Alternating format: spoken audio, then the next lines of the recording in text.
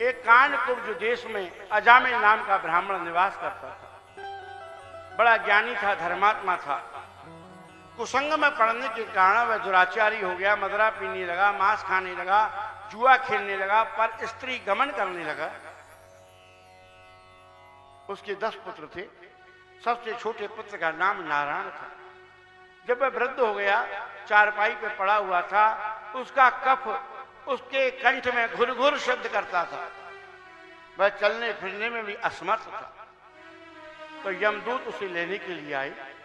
उनके भयंकर स्वरूप को देखकर वह घबरा गया, मलमूत्र को त्यागने लगा और निकट में अपने सखाओं के साथ में खेल रहे अपने छोटे पुत्र नारायण के लिए पुकारने लगा, नारायण मेरी रक्षा कर, नारायण मेरी रक्षा कर, नारायण मेरी रक्षा कर। तत्क्षण विष्णु पार्षद विमान लेकर के अजामिल के पास पहुंच गए।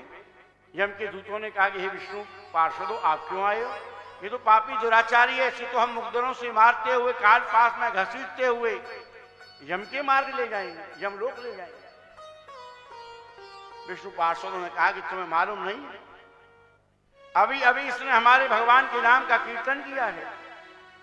अरे जैसे इसने नारायण कहा, अपने जन्म जन्मांतर के समस्त पापों का नाश कर दिया और पुनः बार बार जो उसने नारायण नारायण पुकारा है, ये इसका पुण्य हो गया। इसके प्रभाव से ये वैकुंठ जाएगा। भगवान की स्पष्ट घोषणा है कि गिरने के समय, पैर फिसलने के समय, हंसी में, मजाक में, राग से, प्रेम से, द्वेष से, छल से, कपट से किसी भी प्रकार कोई जीव एक बार भी भगवान का नाम लेता है, तत्क्षण जन्म जन्मांतर की पाप समाप्त हो जाते हैं। जैसे अनायास अग्नि की चिंगारी उछटकर कपास के ढेर पर गिर जाए, भूसे पर गिर जाए, तो वह उसको जलाकर के समाप्त कर देती है, क्योंकि उस अग्नि का ऐसा स्वभाव है। ऐसे ही भगवान के नाम में शक्ति है, जो का क्षय कर देते हैं, उन्हें समाप्त कर देते हैं। हमसे जाने अनजाने में कोई पाप हो, उसके प्रायश्चित के लिए नित्य प्रतिदिन भगवान के नाम का कीर्तन करना चाहिए। अरे पहले लोग इसीलिए अपनी संतान का नाम भगवान के नाम पर रखते हैं कि उस बालक को पुकारने पर मुख से भगवान के नाम का कीर्तन भी हो जाएगा और वह बालक से उस कार्य का भी निष्पादन हो जाएगा। आज नारायण नाम होने के कारण अजामिल अपने पुत्र के नाम के प्रभाव से पाप मुक्त हो गया और विष्णु पार्षद उसे वैकुंठ ले गए। गोविंद्रावन बिहारी लाल की जय।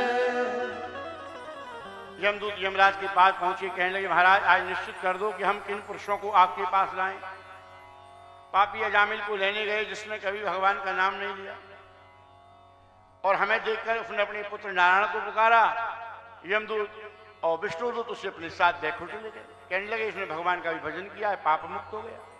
आज निश्चित कर दो हम किन को लाएं। यमराज ने कहा कि अरे दूतों, शायद तुम्हें पता नहीं है कि जो प्राणी जाने अनजाने में भी भगवान का नाम ले लेता है, वह पाप मुक्त हो जाता है। अपने अंतिम क्षणों में नारायण नारायण उच्चारण करने से अजामिल पाप से मुक्त हो गया और उन नाम के पुण्य के प्रभाव से वह वैकुंठ चला।